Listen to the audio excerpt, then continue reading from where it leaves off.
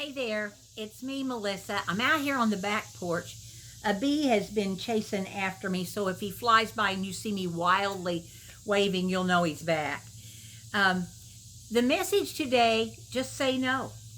I've lived my life with too many times with the thought of, man, if I can just get through this week, if I can just get through tomorrow, if I can just get through this book, this job, this project, if I could just get through.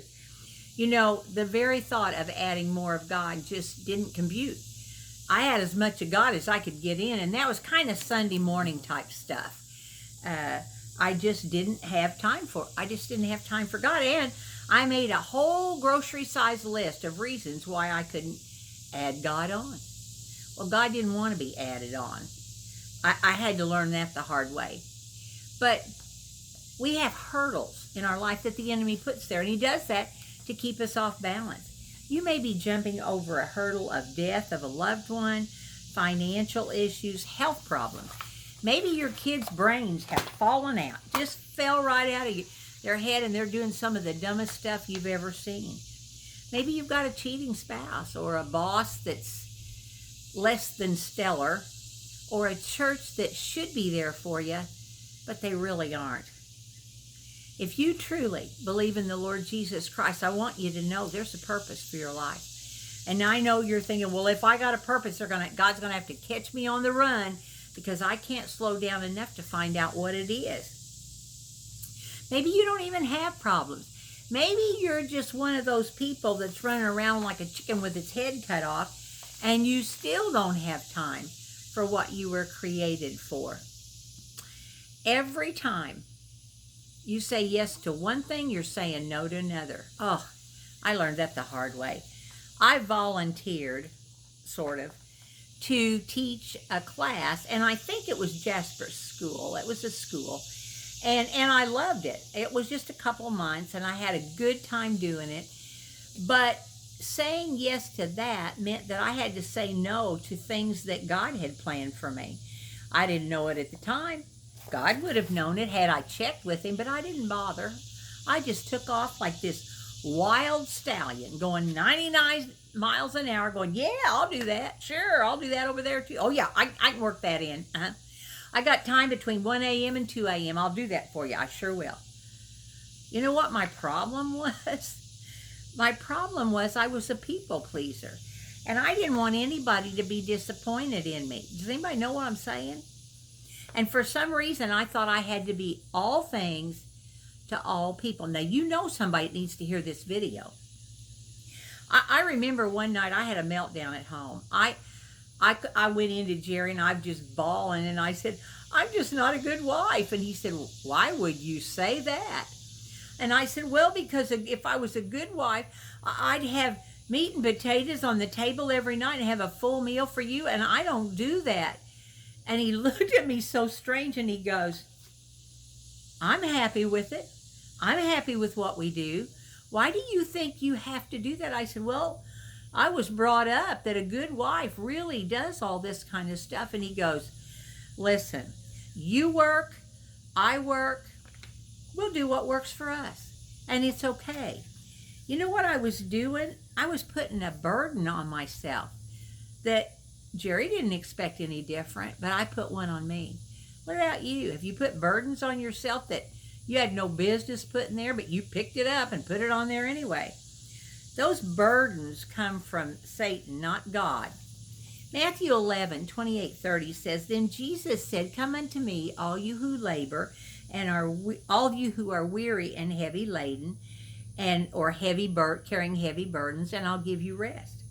Take my yoke on you, I'll teach you, because I'm humble and gentle at heart, and you'll find rest for your souls.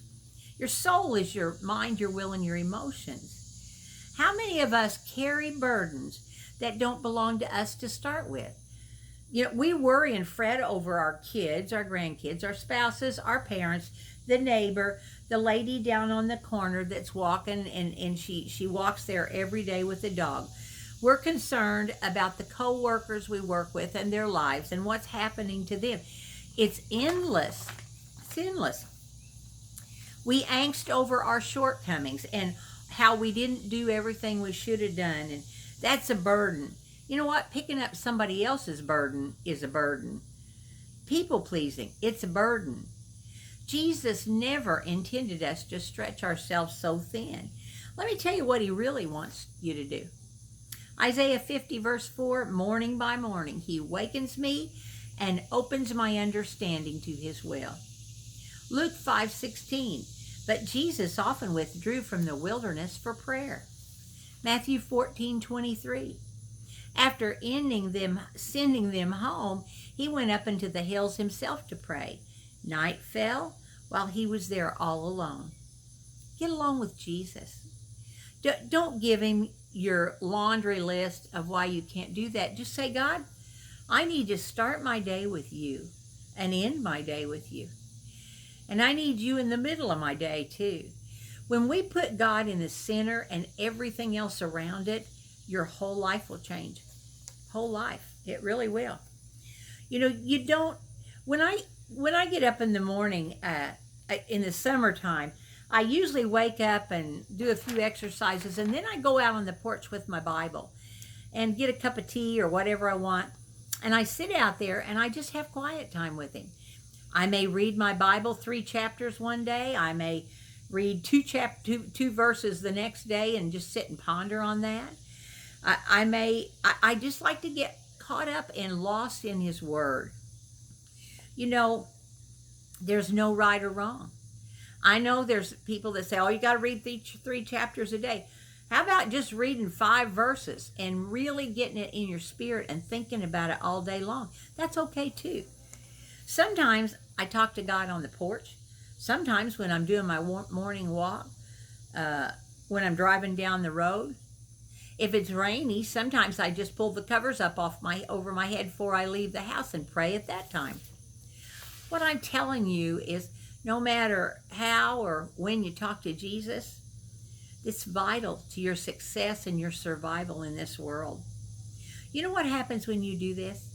The first thing I noticed was I'd tell the Lord what I had planned for the day, but before my time with him was over, he'd stuck some things in there that I never thought about that I really did need to do, that were more important.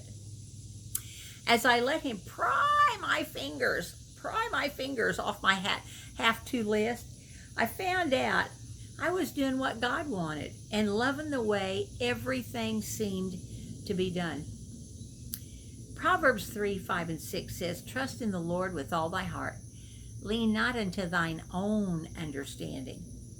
In all thy ways acknowledge him. He'll direct thy path. You know, I want to end with a thought here today. I know you're busy. I know you are. And I know you're thinking, I can't add one more thing. I'll be sick. You know what happened when I started having a few minutes with God in the morning? Sometimes I'd have 5 minutes. Sometimes I'd have an hour. It's always different. I just stay till I think, I'm ready. I'm ready to face anything the world throws at me, even Walmart, even the things my kids can come up with. I can face anything, and so can you. Be blessed, my friend. We'll see you next week.